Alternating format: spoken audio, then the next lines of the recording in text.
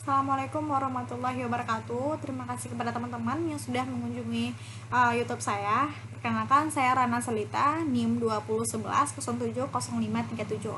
Nah, kali ini saya akan membahas mengenai penggabungan usaha. Nah, penggabungan usaha salah satu contohnya adalah akuisisi. Nah, perusahaan yang melakukan akuisisi adalah PT Jasnita Telekomindo Tbk terhadap PT Karta Indonesia Global. Nah, sebelum kita mengetahui dampak yang bakalan terjadi, kita mestinya tahu dulu apa sih itu penggabungan usaha. Nah, penggabungan usaha itu sendiri adalah usaha pengembangan atau perluasan perusahaan dengan cara menyatukan perusahaan dengan satu atau lebih perusahaan lain menjadi satu kesatuan ekonomi. Terdapat beberapa jenis nih model penggabungan usaha, diantaranya merger, akuisisi, dan konsolidasi. Nah, kali ini saya akan membahas mengenai akuisisi. Nah, perusahaan atau objek yang saya pilih adalah PT Jasnita Telekomindo Tbk terhadap PT Karta Indonesia Global, di mana Jasnita bertindak sebagai bidder atau pengakuisisi dan Karta adalah bertindak sebagai target atau perusahaan yang akan diakuisisi. Nah, mereka melakukan akuisisi pada tanggal 31 Oktober 2018. Nah, mengapa sih Jasnita ini mau melakukan akuisisi terhadap PT Karta? Apa yang melatar belakanginya?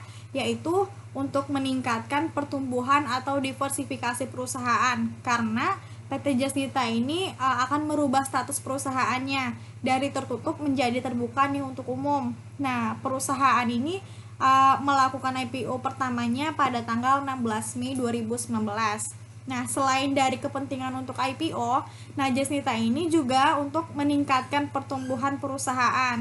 Karena PT Jasnita ini ingin mengembangkan lini bisnisnya, bisnis usahanya, sehingga laba yang diperoleh pada saat konsolidasi akan meningkat, yang akan berakibat menarik perhatian investor untuk melakukan investasi pada perusahaan. Nah, Jasnita ini perusahaannya bergerak di bidang penyedia jasa telekomunikasi, sedangkan Karta ini bergerak di bidang usaha jasa atas periklanan dan lain-lain.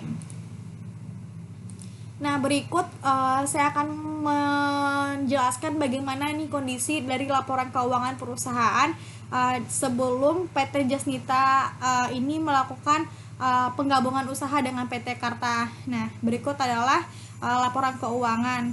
Nah, dapat kita lihat di poin laba setelah pajaknya, laba bersihnya, bahwasannya PT Jasnita ini memperoleh laba 1,42 M dan PT Karta memperoleh laba 4,45 M. Nah, dapat dilihat bahwasannya PT Karta ini atau perusahaan target memiliki laba yang lebih besar dibandingkan PT Jasnita, sehingga dapat dilihat pada saat konsol itu ada 5,8.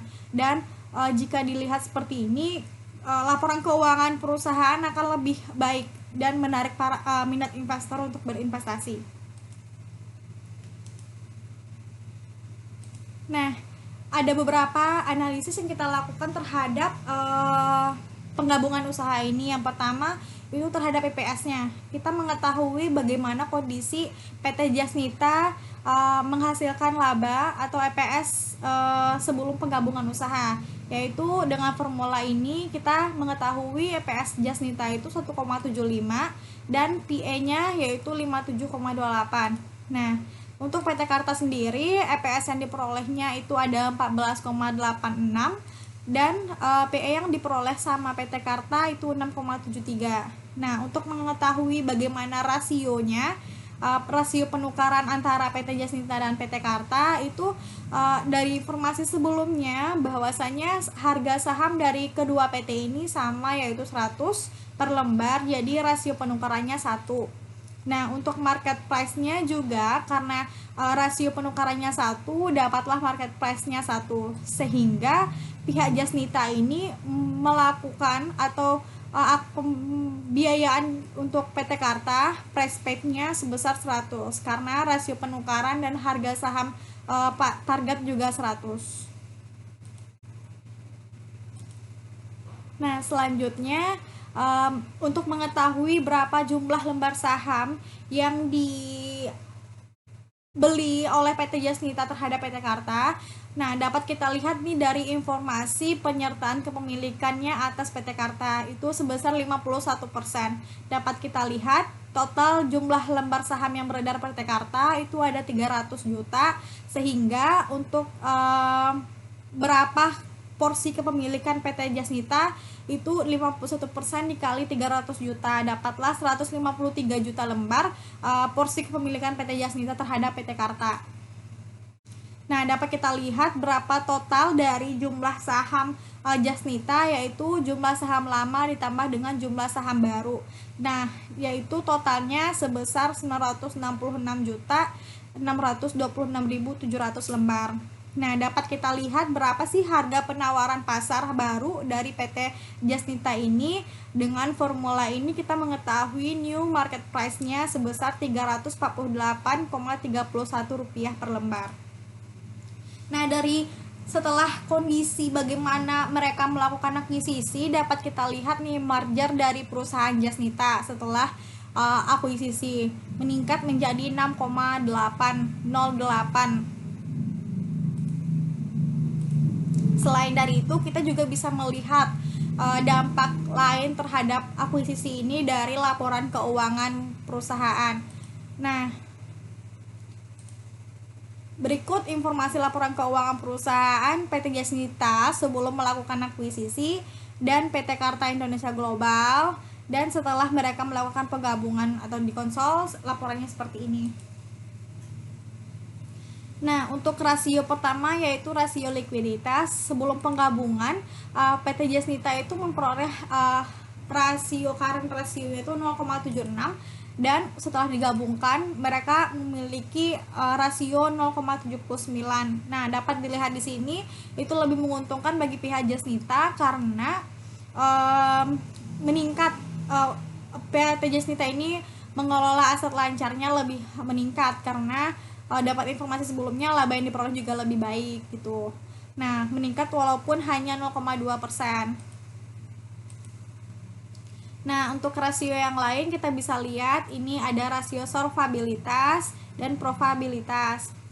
Nah, di sini kita juga bisa lihat nih bahwasannya sebelum penggabungan seperti ini informasinya, dan setelah penggabungan yang diperolehnya seperti ini. Nah, dari analisis tersebut kita dapat simpulkan nih bahwasannya keputusan dari PT Jasnita ini untuk melakukan akuisisi dengan Karta sangatlah tepat karena perusahaan menjadi lebih baik dalam mengelola kekayaan yang dimiliki. Hal itu dibuktikan meningkatnya rasio jika dilakukan penggabungan usaha karena lebih bisa memanfaatkan kekayaan yang dimiliki oleh perusahaan untuk operasional ataupun hal lainnya. Nah, dapat kita simpulkan dari semua analisis tadi bahwasannya keputusan dari PT Jasnita melakukan akuisisi terhadap PT Karta itu sangatlah tepat, dibuktikan karena EPS yang dihasilkan setelah dilakukan penggabungan lebih besar sebesar 0,6,08 dibandingkan sebelum dilakukannya penggabungan yang itu hanya 1,75. Nah, selain dari meningkatnya PS yang diperoleh oleh PT Jasnita, nah harga saham baru atau new market price-nya jika dilakukan penggabungan usaha dengan PT Karta yang semulanya hanya Rp100 per lembar, nah per posisi 31 Desember 2018 itu meningkat menjadi 3,48 per lembar. Nah, mengingat dari tujuan utama tadi ini dasar dari perusahaan Jasnita melakukan akuisisi itu untuk IPO. Nah, pada tanggal IPO pertama nih tanggal 16 Mei 2019 dengan dilakukannya penggabungan usaha PT Karta Indonesia Global akan meningkatkan harga saham yang ditawarkan sehingga menarik perhatian atau minat dari investor untuk berinvestasi ke perusahaan. Nah, hal tersebut dapat kita lihat pada harga saham yang meningkat pada saat awal diakuisisi nih, yaitu yang semulanya 348 per 31 Desember 2018 menjadi pada saat diakuisisi itu Rp460 per lembar nih pada tanggal 13 Mei 2019. Nah, dari ini kita bisa melihat bahwasannya keputusannya sangat tepat karena grafik harga saham yang ditawarkan juga cukup naik gitu. Jadi keputusan Jasnita melakukan akuisisinya sangat tepat.